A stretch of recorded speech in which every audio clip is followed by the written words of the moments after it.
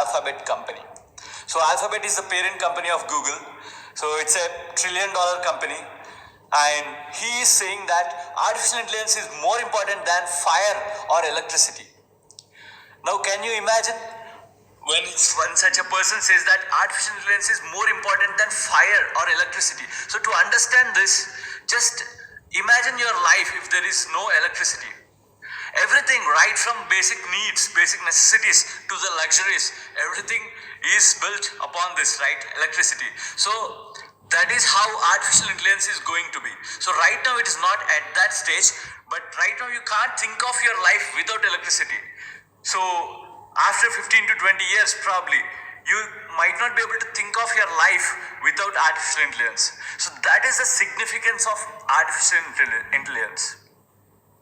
Now, as electricity has transformed various industries, similarly, artificial intelligence is going to transform diverse domains: the lifestyle, healthcare and medicine, food and agriculture, banking, finance, e-commerce, robotics, everything. Even the education, entertainment, all the industries will adopt artificial intelligence, and all these industries will get disrupted with many AI products. So similar to how electricity has completely transformed many different industries, many manufacturing plants have come up which are automated, and there's so much innovation and development that has happened after electricity. Similarly, the same thing is going to happen with artificial intelligence. So right now it might be at a very nascent stage where you are using some simple applications of AI, but it's going to have that bigger impact. Now we can see the McKinsey Global Institute study has said that AI is estimated to create an additional wealth of $13 trillion. Now this is an additional wealth of $13 trillion by 2030. Now this is approximately 955 lakh crores when we convert it into Indian currency. So such a huge, massive wealth is going to be created with artificial intelligence. So that is the global economic impact that artificial intelligence is going to have. And how does this? The wealth doesn't get created on its own, right? So the wealth has to be created by us, by people. And that is why there are a lot of jobs also that are going to come up. And just in artificial intelligence, new jobs, 58 million new jobs are going to be created by 2022. And again, I am not saying this, the World Economic Forum study has said this. So such is going to be an impact of artificial intelligence on our society. It's going to create tremendous wealth, and in the process, it's going to create a huge, massive number of jobs. Now, all the big tech companies that you might have heard of, the Googles, Amazon, Netflix, Facebook, Tesla, Uber, Apple, Microsoft, all these companies, we haven't able to mention all of them in this slide because of the space constraint, but all these companies have artificial intelligence at their core. So they all have the artificial intelligence product at their core. That is, the core product, the core technology that they are using is artificial intelligence. For example, if you take Amazon, they do product recommendations which drives their sales. And then Netflix, it is all about the content recommendation. So when you open a Hotstar or Netflix or any such app, they'll recommend which show to watch. So based on your whatever you have viewed so far on that particular site, they'll say to watch this particular show. They'll recommend you certain things. So that drives the users to come back to the platform again and again, which increases their revenues. And then if you take the example of Facebook, they'll give you friend suggestions. They'll also give you the targeted advertisements, which is the major source of revenue for Facebook. The targeted advertisement is nothing but, so even the Google does these targeted advertisements, so which is the major source of the revenue for Google. So what does this targeted advertisement mean? So when you open a website or when you open Google and search something, say for example, you can look at here, if you search for notebooks, on the right side you can see you'll get advertisements of notebooks, right? So you'll get the basic results about a notebook, whether it is a Wikipedia page or some other Amazon page or something, but along with that you will also get certain advertisements. Now the advertisements, the people will pay advertisements on their website.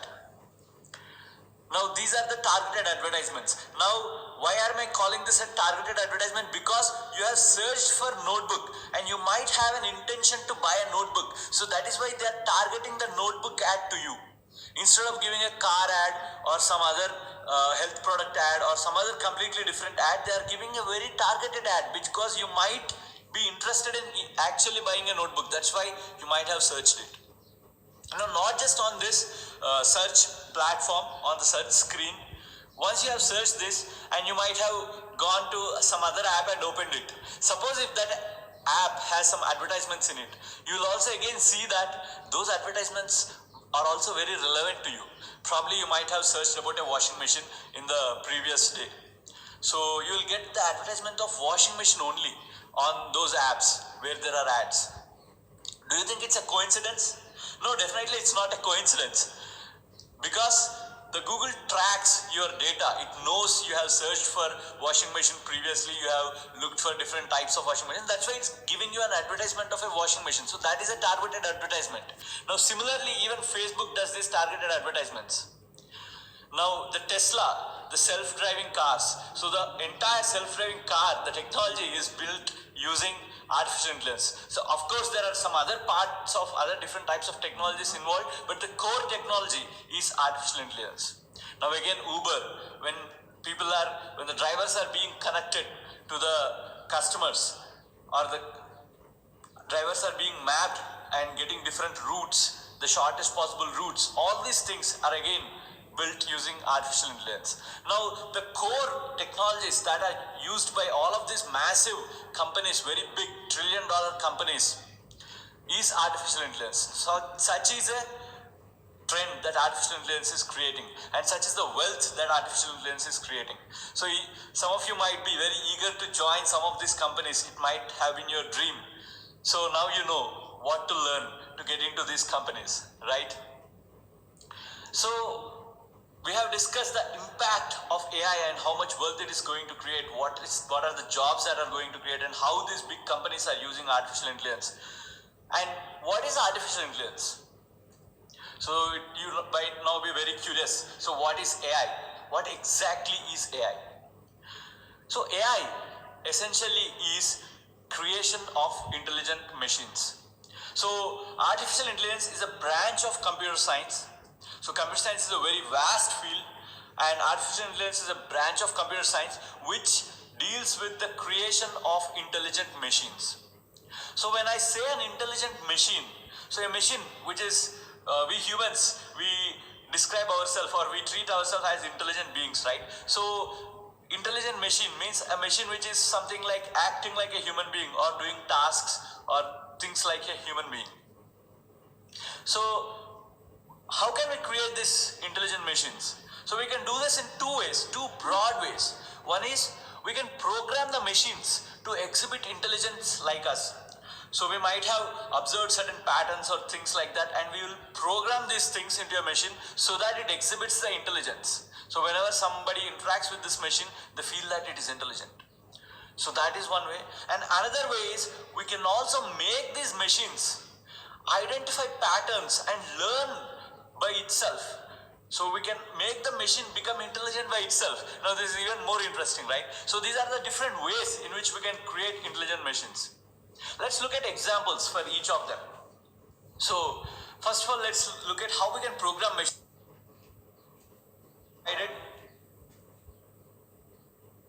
to do, or the intelligent beings, right? So intelligent machine means a machine which is something like acting like a human being or doing tasks or things like a human being. So how can we create these intelligent machines? So we can do this in two ways, two broad ways. One is we can program the machines to exhibit intelligence like us. So we might have observed certain patterns or things like that, and we will program these things into a machine so that it exhibits the intelligence. So whenever somebody interacts with this machine, they feel that it is intelligent. So that is one way. And another way is we can also make these machines identify patterns and learn by itself. So we can make the machine become intelligent by itself. Now this is even more interesting, right? So these are the different ways in which we can create intelligent machines. Let's look at examples for each of them. So, first of all, let's look at how we can program machines to exhibit intelligence. So, one of the way in which we can create these intelligent machines is called expert systems. Now, you might have used the Arogya Setu app, which became very famous in the context of COVID. So, you might have downloaded it and used it. If you haven't yet, definitely you can download it and once open it and see. Now, it will give you a questionnaire. It will ask you whether you have fever, what is the temperature, once you answer that question, it will again ask you.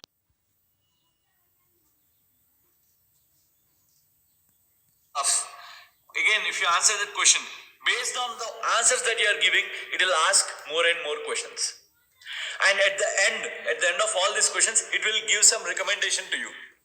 Now you can see on the slide, so the green indicates a positive, the red indicates a negative. So it will ask whether you have cough or not. If you say yes, it will ask some other question.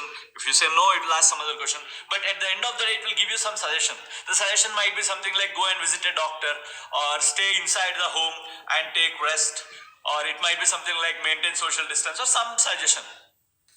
Now this entire program, if you see, it is essentially doing the job of a doctor. Now it's not completely replacing a doctor, but it's doing a part of the job of a doctor, right? It is acting like a doctor. It is acting little intelligent, right? So that is what we are making the particular application is behaving intelligently. So that is artificial intelligence. So we have made the machine a bit intelligent. It is doing a small task or a small job of a doctor. That is talking to you, and based on the answers that you give, it is finally giving you a recommendation. So that is what a normal doctor does, right? So how can we build such a system? How can we do it? We can talk to experts on the COVID disease, expert doctors or researchers and all these people, and based on all their expertise, we can program their expertise into certain rules, and we can program the application to ask this question, and based on the answer you give, ask another question. We can clearly, neatly program this step by step of how to ask the questions, and based on the answers that you give, and finally give you a suggestion. Now such systems are called as expert systems. Now essentially what we are doing here is we are embedding a certain knowledge that we have in the real world. So doctors have the knowledge on this disease, in this particular disease, and we are embedding this disease somehow. A face unlock in some of your mobile phones. So what happens with the face unlock? So what is happening here? So let's take the example.